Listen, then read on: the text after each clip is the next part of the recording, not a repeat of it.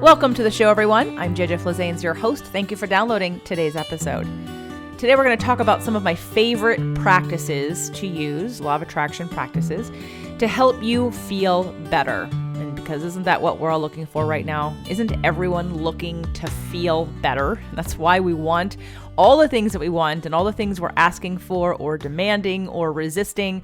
We're just looking to feel better. And what, of course, do we know about law of attraction? That you are the creator of your own reality. Point blank, end period. End of story. You are the creator of your own reality. So the only person that can help you feel better now is you. And even I have forgotten that from time to time, which is why these practices are very important to add into your life and to give yourself a little slack in recognizing that never before have we been so focused on one of two or one of three opinions held so collectively by everyone around you. It's easy to practice law of attraction when you're in your head, when you're in your bubble, when you're in your world or vibrational frequency, and you're the only one wanting what it is that you want. And now when we add the collective to that mix, and all of a sudden there are 20 people, 1 million people who want what you want, we tend to want to take on some of the other aspects that come along with attaching ourselves to other people.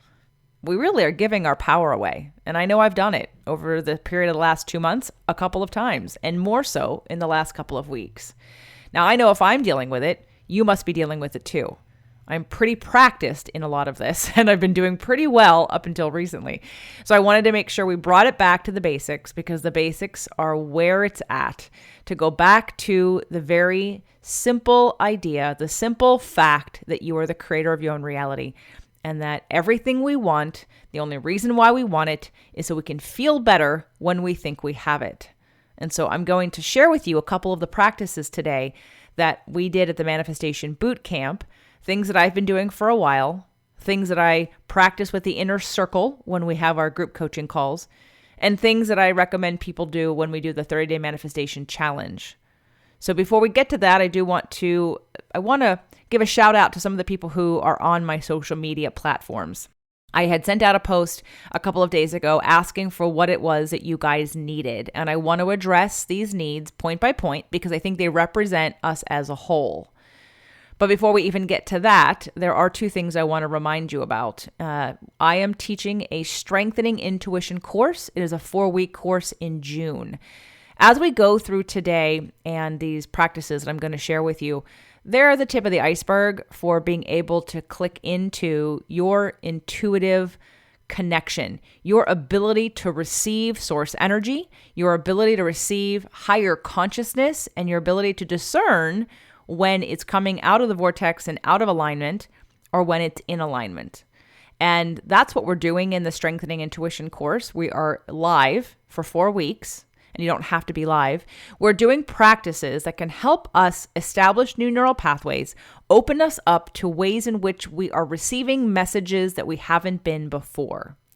Now, once the course is over at the end of June, you're able to get it at a later date. It just won't be live. So this will be the only time, the one and only time, that if you're able to make it live, I will be leading you through these practices. And if you have questions, you can get them answered on the spot by me. If that's not important to you, no problem. You can get the course later down the line. But if you're interested in strengthening your intuition, because it's not just about the concept, it's about the exercise. And it's just like exercising for your body. When you want to get stronger, you practice something. So we're going to practice in 4 weeks, strengthening our intuition and activating parts of ourselves that we don't have access to all the time or that we don't utilize. If you're interested in joining the course, it's jjflizanes.com/intuition. Again, that's jjflizanes.com/intuition. And for those of you that are out there that have a podcast or want to start a podcast or do something in the media, and it could be video, it doesn't have to be audio. Maybe you do videos for a living. Doug and I have had lots of conversations about what we are finding as we work one-on-one with more podcasters, what people need across the board, what's gonna tip the scale for them on being more successful. And we're going to be doing a webinar on Monday, June 8th at 4 p.m. Pacific time, 7 p.m. Eastern time on sales training for serious podcasters. Now, I don't know if that's many of you or none of you, but I just wanted to let you know in case some of you are podcasters or want to be podcasters, or like I said, are doing video or some kind of education where you'd like to bring in more money, more sales, more clients, sell more packages. So again, it's sales training for the serious podcaster or just sales training. I mean, literally it could be for anybody, but we really are going to focus on those in media. So podcasting, people doing videos, possibly if you're an author and how you're doing that also. So it would apply to all of you. And if you're interested in joining that free webinar on Monday, June 8th at 4 p.m. Pacific, 7 p.m. Eastern, you can go to jjflizanes.com/podcast sales. Okay? Podcast sales. Even if you don't have a podcast, you're welcome to join us, but make it podcast sales is the link to sign up for the free webinar on Monday, June 8th.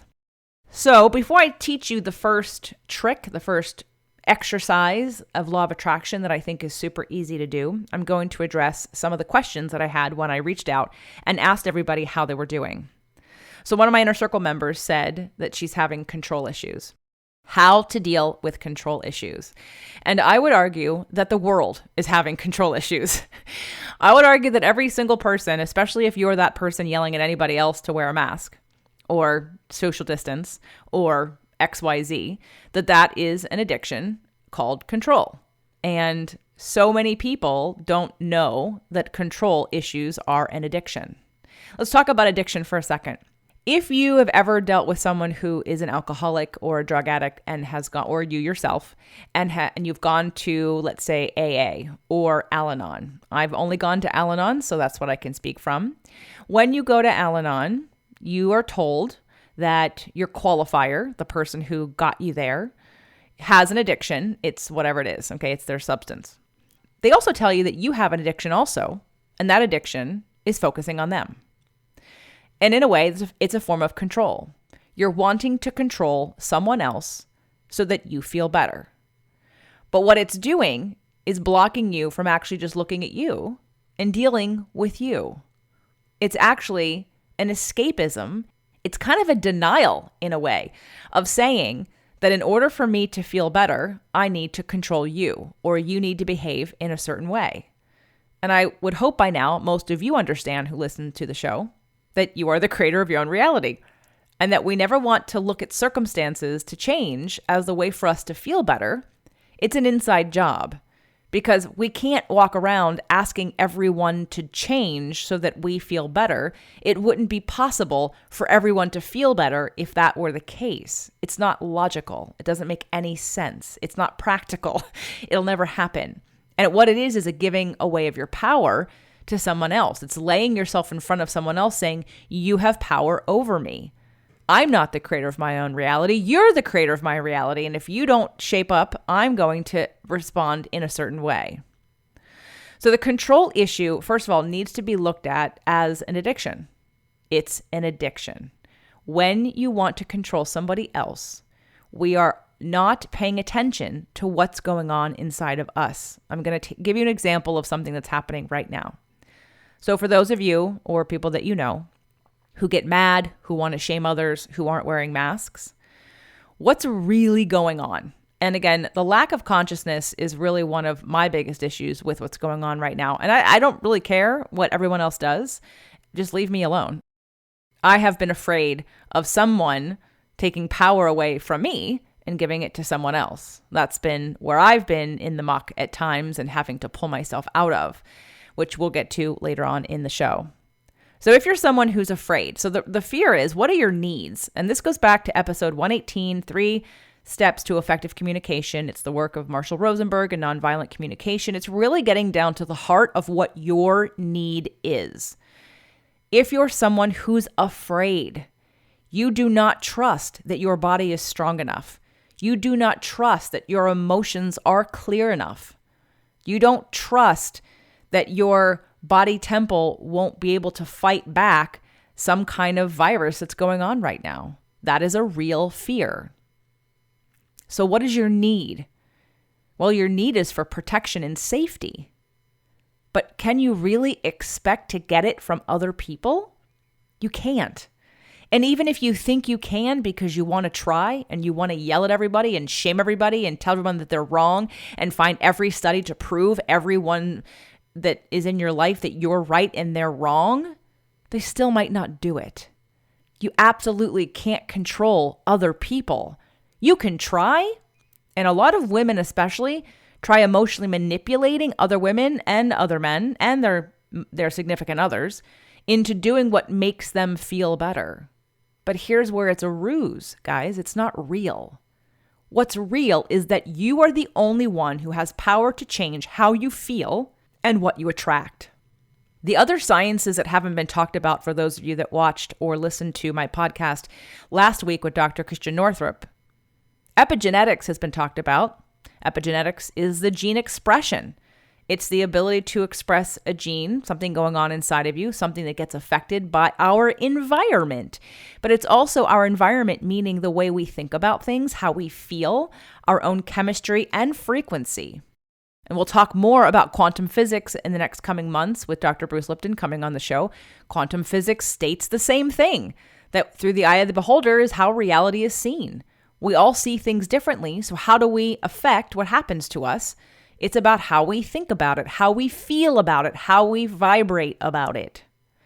So between quantum physics and epigenetics, even if your best efforts are to try to help other people, you can't control where they vibrate. So if you're having a real fear of your own safety, the only thing you can do that will make any difference is for you to deal with you, for you to find a way to do the things you need to do to feel better about your own health. Maybe the contrast is showing you haven't done a great job of taking care of your health. And that's not on anybody else, that's on you. Maybe this contrast has shown you that you often don't think about the repercussions of some of the actions that you've done, or the people that you hang out with, or the frequency that dominates your world mostly, or watching the news, or getting in arguments, or wanting to defend your position.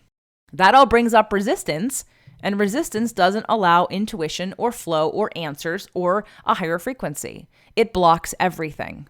When we get to what's really going on, the people who are in deep, deep fear have a choice. You have a fear for your own health. So what can you do about it?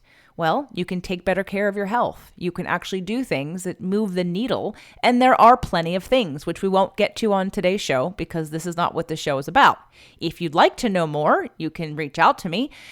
We can definitely do a consultation. I have that webinar that I did, that Mind, Body, Soul Immunity Powerhouse that I did for 1440 that I have available if you're interested. And I can make that available. Just let me know. And I literally go over every single thing from the mind, the body, the soul, and the spirit on how to increase your immunity. So that is something you have 100% power over. Now, when you go outside, you can be educated on some of the things that work and some of the things that don't work. You can be proactive and preventative about all the things that you need to do in order to protect and stay safe. And of course, the biggest one is literally clicking into a deeper level of trust. A deeper level of trust, whatever comes down the pipeline for you, is something that you can handle, that the contrast will serve you well in propelling you forward in new ways of things that are important to you. Maybe this is just showing you what is important to you. And maybe you're mad because you actually haven't made it important before, but all of a sudden now it's really important. So when we look at control issues, we have to dig beneath what the control is about. And for someone in a situation with an addict, definitely safety is going to be part of it. But again, when we ask others to provide our safety, we instantaneously become a victim and we give our power away. We get disconnected from the power we have within ourselves and the power that we have in trusting something bigger than we are and trusting on a deeper level than we have before. So when you're looking at what you have control over and what you're trying to control others to do, first notice that you're doing it. Take a step back. Ask yourself, what are you avoiding in your own life? What are you avoiding looking at in your own life? I know a lot of people with control issues that don't want to admit the truth about their life. They don't want to admit they're unhappy in their marriage. They don't want to admit they're unhappy at their job. They don't want to admit that they don't like what they're doing. So they point their focus outside of themselves. It's a distraction. Sometimes control issues literally creates a distraction so you don't look at what you don't like. It's a way to avoid dealing with what's going on with you. So use the 3-step process. Ask yourself what you're feeling, what need is not being met that's creating that feeling, and then what are the strategies you can take to get the need met.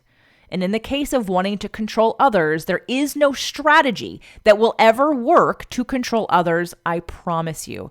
Even if someone mandates something or makes a law, there will still be freedom seekers who will break it.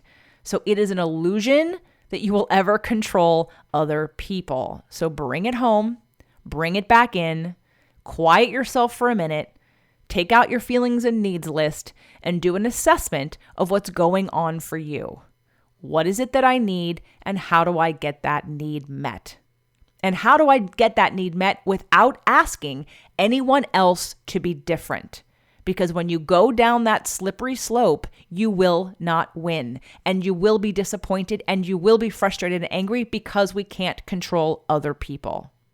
So I hope that makes sense, and I hope you understand that. And if that is you, if what this situation is causing right now is your awareness that you have control issues, this is great news, because now we get to be called into breathing into a new level of trusting. I'm going to say that this situation is causing us to recognize our upper limits. I definitely hit an upper limit. I hit an upper limit because up until now, pretty much, I've been in a belief system that has allowed me to expand, allowed me to be more successful, allowed me to create joy and happiness and get the relationship that I want. And all of a sudden, I hit a level. I hit a level of trust and depth and surrender that I wasn't ready for because I had already gotten so many other things that I wanted. This is new territory for me. So I want you to recognize where your upper limit is, and your upper limit is basically keeping you only at a certain level of receiving abundant success and joy. And for a lot of you, you're afraid to feel joy. Sometimes if you haven't had examples in your life of high frequency and joy and happiness, you don't know what it's like to feel happier and to sustain happiness. And then what kicks in is this insecure belief in ourselves that we don't deserve it. So we upper limit by redirecting our thoughts into why we shouldn't have it, why we, sabotaging in some way. For those of you that are in the inner circle, or those of you that have read The Big Leap, heard the show with Gay Hendricks, right? Really, we all upper limit when we get to the next level. And so for a lot of people, this is the limit. The problem is the limit has been shown. Now, what do we do about it? In order to allow in more abundant success and love and joy, we have to expand past this limit. And I'm telling you, I've had a hard time myself, okay? So in order to practice what I preach, I've been doing the things I'm going to share with you today, along with some others. And of course, I also surround myself with people and take note of and try to have conversations around and try to avoid. I'm not doing a good job. I'm spending way too much time on Facebook watching people fight, and it's really depressing, and I hate it. I'm even in a group of people where I agree with all the things they're saying, but I don't agree with the energy in which they're saying it. So even though at times we want to get on our bandwagon and feel connected to others, sometimes the cost of connecting to others is lowering your frequency to where they are. And I've had to make a choice to not do that in order to maintain and to expand and to grow past this limit that I have, this upper limiting that I'm doing. So another person asked, right now I'm struggling a bit with what I meant to do, and I'm also working on saying hasta la bye-bye to the people pleaser in me. So struggling with what you're meant to do. For a lot of you, I don't know where you are in your careers and your businesses, if you were let go, if you work for yourself. I don't know I know for one person who's close to me who loved what she did, she's very clear that moving forward, she doesn't want to do the way she was doing things. And that this break has created clarity for a lot of people on a lot of things. I mean, hell, there's relationships breaking up. There's relationships getting back together. There are people wanting to quit their jobs and change careers. And there are people who are realizing that they love what they do more than ever and that they want to make it sustainable. So if you're the person who's recognizing that you're not sure what you want to do, either because you were laid off or because you just don't want to go back to the work you had before, the good news about this is that you have increased your level of awareness about something you were settling for. Really take that in. You are settling for and making the best of something, which is fine. It's the only way to make peace with what we have to get more. We have to make peace with what we have. But in order to allow yourself to dream bigger and to want more and to be honest, I guess that's really the phrase I want you to get from this too, is being honest. Be honest. What do you want? If it isn't in what you're doing, now may be the perfect time to at least start making a plan of exiting if you can't exit. Now, when it comes to choosing what to do, that's not something I can do in a podcast because it's a personal thing. All I'd tell you is to go back and read The Big Leap, everybody, and look at your zone of genius and your zone of excellence and start to massage that and figure out some clues as to what you love to do. And again, I can help you personally with that, but it's not going to come across on a podcast for all of you. Now, in terms of the people pleaser aspect, people pleasing is one of the most manipulative positions. And for those of you that are listening right now who have not heard me say this before, you're probably thinking, what? I'm so nice. I'm so nice. And I tell everybody what they want to hear. And so what happens with that is that you've perceived yourself as amiable and likable and nice and quiet and easy. But what happens when we care more about what others think of us than we think of us, because that's what that's about, we, again, have given our power away and we're trying really hard to project a certain personality that we think other people will accept and approve of. And then once we think they've approved, we feel good about ourselves. We feel like, okay, I am a good person because you like me, because I have done this, this, and this for you. I'm very giving, I'm very supportive, and whatever other adjectives you want to throw in there. The problem is that for most people pleasers, later down the line, when the person you were pleasing doesn't behave the same to you, it hurts even more. Because you think, how could they not do for me what I did for them? Well, because they didn't ask you to do for them. You did for them to manipulate them, to get a response out of them so that you'd feel better about you. So how do you stop the people pleasing? You first have to be honest. Again, let's go back to honest. And again, for those of you that have reached out before, the feelings and needs list, bring it out. Be honest about how you feel and what you want. You cannot live an authentic, sustainable life or relationship if you're lying. If you care more about what everyone else around you thinks all the time and less about how you feel, this is not a recipe for success. Because again, you've given your power away. You're now the victim of everybody else's opinions, which, by the way, can change on a dime with no notice. Again, not sustainable, not realistic, never going to happen. So I would say it's an issue of self-confidence and it's an issue of self-worth. And hey, just like upper limiting, we all at every stage have to reevaluate our relationship with our confidence and self-worth when we move into a new zone, when we step into a zone of genius, when we step into a greater expansion of who we are, because now we're actually attracting more and more of the things that we want, and now your ability to receive them is in question.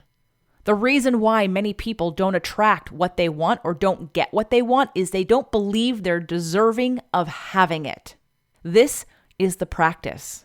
You can do law of attraction every day of your life on every subject, but at the end of the day, if you do not believe you deserve it and you are worthy of it, whatever it is, you may get it, but then you will sabotage. And that is where the upper limit comes in. That is where experiencing a greater expansion of your energy field to allow in, to say, to transform any of these core wounds that Gay Hendricks talks about in The Big Leap. To transcend that you are worthy and that you are deserving and that your ability to receive is as strong as your ability to attract. Because I have to have both of them. You can attract something really amazing that's in alignment with who you are, but then when you get it, do you keep it? Throughout my time in business, I've taken many classes with business owners and trainers who would tell their story of that they made millions of dollars and they lost millions of dollars, and they made it again and then they lost it again. And each time what they were selling me was the method. Sometimes they were selling the idea of worth and all of the self-exploration and acceptance one needs to do to get to the level of accepting and keeping everything that they're attracting.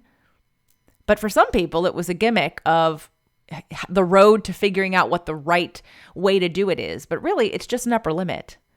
It's an upper limit that says, I've received all of this. Am I worthy of having it? Am I worthy of being it? Whatever that means for you. And I'm not judging, by the way, worthy or not worthy of any level. It's really all in the eye of the beholder. It's you. You decide what you're worthy of. You decide what you're attracting, and then whether or not you're able to receive it and keep it. So another one of the questions was needing help staying on track, emotional eating, not escaping reality by watching Netflix the whole time. So I will say that yes, while I think during this time, most people have experienced some degree of emotional eating, if nothing else from boredom, maybe not from stuffing anxiety or depression, but just from being bored. Because if you can't go out of your house and you're someone with anxiety and you're used to fidgeting and doing things and you can't sit still for very long and be comfortable sitting still, then maybe you've gone to the kitchen 20 times in an hour because you're bored and you're nervous. That's still emotional eating. But sometimes it's not coming from just depression or sadness. Sometimes it's just manifesting because you literally are trying to procrastinate something. You don't want to focus on something because it makes you feel bad and you don't like that. So then you're avoiding it by going to the kitchen. I would say forgive yourself no matter where you are, if you've emotionally eaten this entire time or if you've done some of it. But whenever you can be aware and catch yourself doing it, that's when you can stop and say, what is this really about? Either what am I avoiding? Or what am I unwilling to express? That is how we're going to handle overcoming emotional eating on a regular basis, on a chronic way to numb yourself. I think emotional eating happens to everybody forever at certain degrees. It's where it's out of balance with avoiding. Sometimes you need a buffer of time. Sometimes you don't want to deal with something just quite yet. You need to kind of calm down a little bit. And that's where something like Netflix or taking a nap or taking a walk or listening to some fun music, it's not that you're completely avoiding, you're just giving a buffer of time. You're wanting your vibration to settle. You're wanting your charge, your negative emotional charge to come back to neutral so that you can come from a conscious place and not a reactionary place. Now, in terms of doing it all the time, if your Netflix binging is off the chart and you're getting nothing done and you're doing nothing, then the question becomes, what is the bigger goal for your life anyway? If we have nothing pulling us, if we have nothing that we desire, there's nothing that excites us, then the numbing won't help you figure that out. Again, I'd refer back to Gay Hendricks' The Big Leap, or, working with me on a session or two of trying to figure that out, looking at your astrology. I mean, there's many ways to go about figuring out what is it you're truly passionate about? What do you want to be doing? And if what you want to be doing in the world isn't important to you, then again, we're managing emotion on a day-to-day basis. So we have to find something bigger than us, outside of our circumstances, something that where we have purpose, where we have passion to deliver and to get up every day and to be on point, to help other people. Because really, when it came down to it, and you heard that show with Gay Hendricks, pretty much everyone's zone of genius has something to do with helping other people. So figure out, how do you help other people? What are the skill sets that you have? What are the passions and unique abilities that your life circumstances have caused you to have skills around for either a certain group of people or a certain method or methodology that you present? We all want to help people in some way. So figure out what that is, or unless you're an artist and you want to help people by entertaining them or playing music for them or creating beautiful pictures and paintings, that's another form of genius that doesn't require you to work with people. It just requires you to be in a state of inspiration to want to paint or create music in a certain way to elevate or to help somebody. activate them in some way. All music, of course, is not happy. Plenty of people want music to be angry, to activate, whether it be activism or rebellion or freedom seekers or something. They want to just use music as an outlet. So just remember that it's really about activating within someone else something, a message that you want to give. Someone else asked, I feel like things are happening right now that we've wanted and worked hard for. We're in a good place. Maybe how to keep your partner on the same pace as you mentally, spiritually, vibrationally grow. What are some ideas or ways to develop together? I know you mentioned that you and Doug do a gratitude game together. Some couples pray together. Not looking for date night ideas. What are some other ideas on what you would do with your partner to help develop? Doug and I have been reading together, and I think that is really been great. Like, of course, as most of you who are in the inner circle know, we did 4 episodes on The Big Leap because we were actually working our upper limits. We were working on identifying our zone of genius. We were having transformation. We were having a great time using that framework in both our business and our relationships. We are now on to The New Rules of Marriage by Terrence Real, who's also coming on the show in a couple of weeks. And this is a very interesting book for us to be focused on right now because it's really bringing up, especially since we've both had other marriages, it's bringing up things that we want to do differently or ways that we've looked at our marriages in the past that maybe haven't worked. I think it's a really timely book for us. So picking up a book and reading it together, reading out loud and discussing it is a very effective way to learn together. Now, other ways to grow together are some of the ways that I'm going to share with you here shortly, the 2 exercises that I want to help you with. And I think it's done really well with a partner, both of them, but you can also do them by yourself. All right. And then the last question was the feelings of needing to do everything and the needing to do nothing.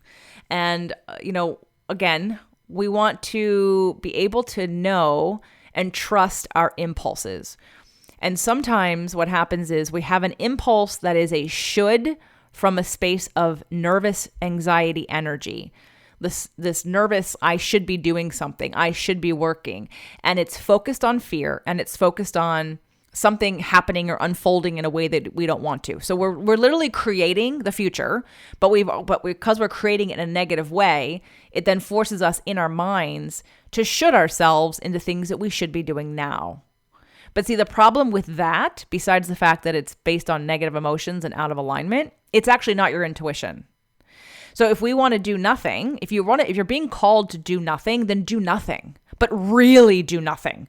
Like really fully engage in doing nothing because it's going to reset you. It's going to put you in a state of neutral, okay? And from neutral, you will be able to better hear and identify any impulses or intuitive hits you have about moving forward.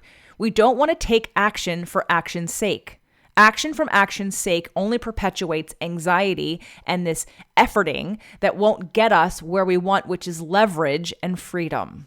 So I know for some people, you're going to say, well, I have kids and I have a business and I do this and I have all these things that I have to attend to. And I understand that. I'm not addressing the day-to-day life things that you have to do. I have to cook meals. I have to do the dishes. I have to clean the cat litter. I have to do these things. However, I'm talking about the creative impulses on your business. I'm talking about the time you spend with yourself. I'm talking about making sure that you recognize. I recognized yesterday that we've been together for months and months and months now, and I need some space. And it has nothing to do with Doug. It has to do with me. I was used to having more space. In my astrology, it says I need more space. I need space, okay? And I haven't had any. And I'm not freaking out and I'm not upset about it, but sometimes you have to hone in on what you need and then do it. And figure out a way for everyone in your circle, in your situation, in your family to understand that everyone's needs are different. And how can we work together to get everyone's needs met? I know a lot of you who are homeschooling right now and working from home, the entire family, and you want to pull your hair out. And I am so sorry. And I send lots of love and light to you. Try to find a way to create some space for yourself, a break, because you're going to crack. And that's why a lot of people are at a heightened emotional state right now, is because they're about ready to crack. because they haven't had their normal space of driving in their car by themselves or going to work and talking with other adults and changing their clothes into something that looks nice, right? We've been out of routine of taking better care of ourselves if you relied on the gym, which, by the way, you don't need to rely on the gym, whole nother topic. But if you relied on the gym and now all of a sudden, you're feeling like, wow, I'm not taking care of myself the way that I would like, know that it's all possible to do at home. I understand that your preference is to go out and do it somewhere else, but how do we become more flexible without losing ourselves? And how do we tune into what it is that we need? All right, now these 2 exercises that I'm going to tell you about are very simple, and I would recommend that you start practicing them ASAP. If you do not have a partner to do this with, I would recommend calling somebody or coming over if you're in the Manifestation Challenge group, posting something asking for a partner, okay? And you can find a partner within the community here on my community to do this. If you're in the inner circle, you can find a partner there. If you're in the mastermind, you can find a partner there. A lot of you already had partners, but you've let it go.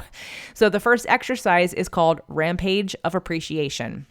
I was listening to Abraham today in preparation for today's show. And because I've been off too, I'm not going to lie. That's why I've done the work I've been doing, is because I'm being asked, this contrast is asking me to trust at a deeper level and to utilize these tools and to accept and surrender at a deeper level than I have before. I've been like flying high for a while, and now all of a sudden I have contrast. Well, the good news about contrast is that it calls us to expand. The benefit of expansion is learning how to receive more success, abundance, and love and joy, and being less needing of circumstances to change. And before this situation, and even until recently, I didn't need circumstances to change in my mind. It's only in the last couple of weeks that my mind has started to dip into out of alignment thinking and into storytelling and giving my own power away, where I thought I needed circumstances to change. But that's not the truth. So one of the things that I heard today with my Abraham that I listened to is that when you really, really want something and you believe you can have it, it feels exciting when you're thinking about it. And for me, there's a whole bunch of subjects where I think about them: the house that we're going to buy, my business, my relationship with Doug, my health, my mastermind, all the things, all the courses I'm creating, the courses that Doug and I are doing, our mastermind members. When I think about all of those things and creating new and wonderful stuff to help serve people, I get very excited because I really, really want it and I believe it's going to happen. But when you really, really want something that you don't believe is going to happen, it feels really uncomfortable. And what I've been struggling with for this time is believing that what I'm going to, for me to get what I want, other people have to participate. And that has been my downfall. And that has been what it's creating this contrast to show me my upper limit of saying, I have to let that go. I know it's not the truth. But for the first time in probably a very long time, am I seeing such a dichotomy of choice, of one versus another choice that I haven't participated in before because it hasn't been important to me. But all of a sudden, there are certain topics within this conversation that are important to me, that I really, really, really want. But part of me doesn't believe I can get it unless I'm reliant on other people. And that's not true. So remember that the charge of emotion that you put around something is really important. And that's why every subject is 2 subjects: the having of it or the lack of having of it. So if we look at, I really want a lot of money, but every time you think about it, it makes you feel badly, then you're not actually activating, attracting more money.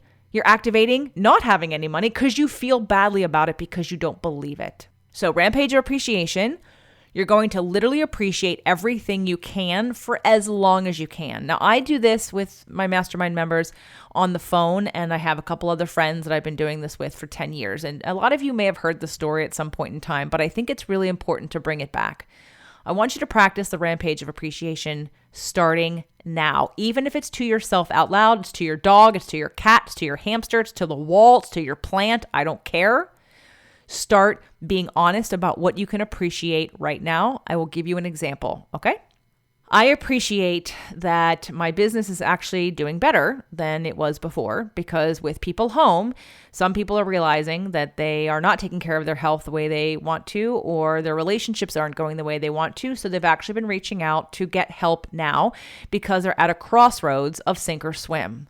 I appreciate that we've been able to help many people in the podcasting world take their game up and take their level up to do their podcast in a way that's actually going to make a difference for them, their community, and their bottom line.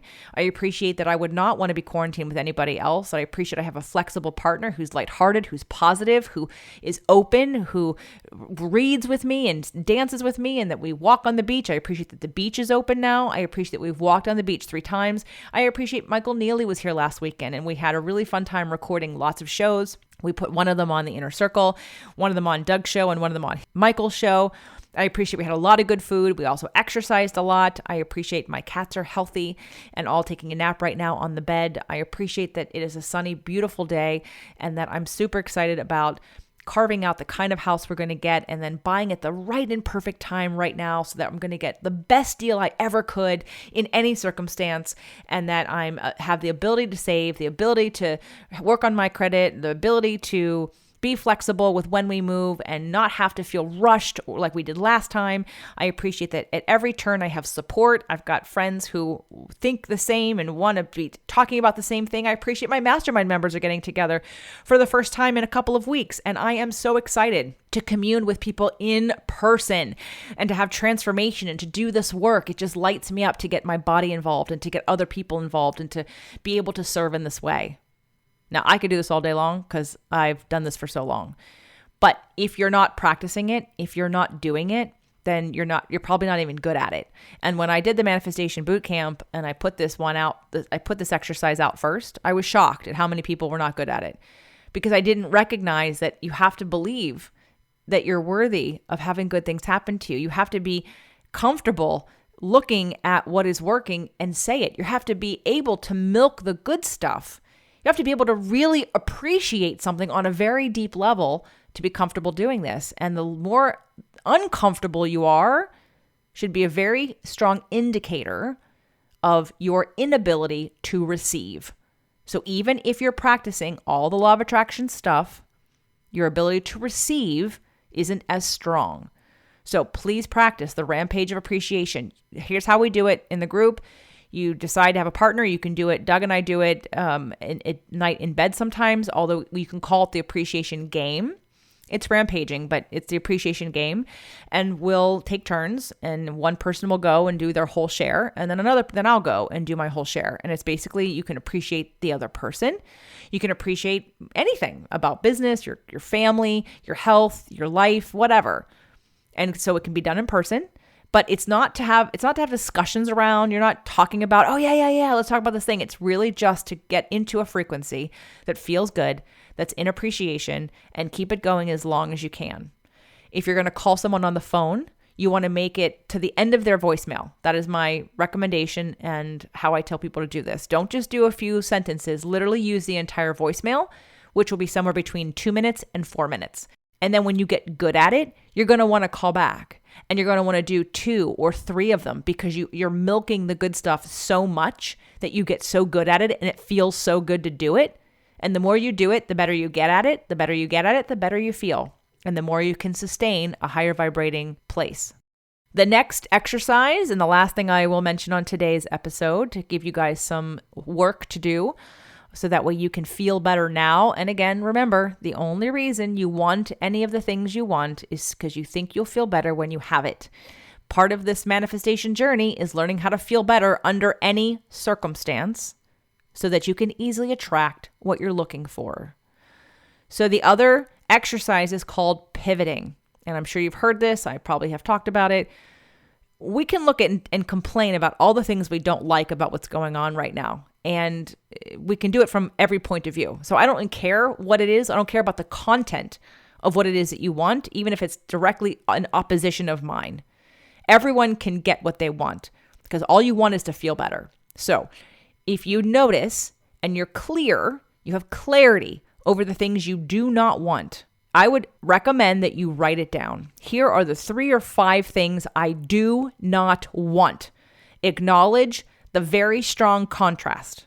On the other side of the paper, next to it or on the back or wherever you want to put it or below it, I want you to, well, next to it would be better. I want you to write down what this contrast is created. Because I don't want this, I'm clear that I want this, okay? Whatever that may be. So for me, it would be freedom right now.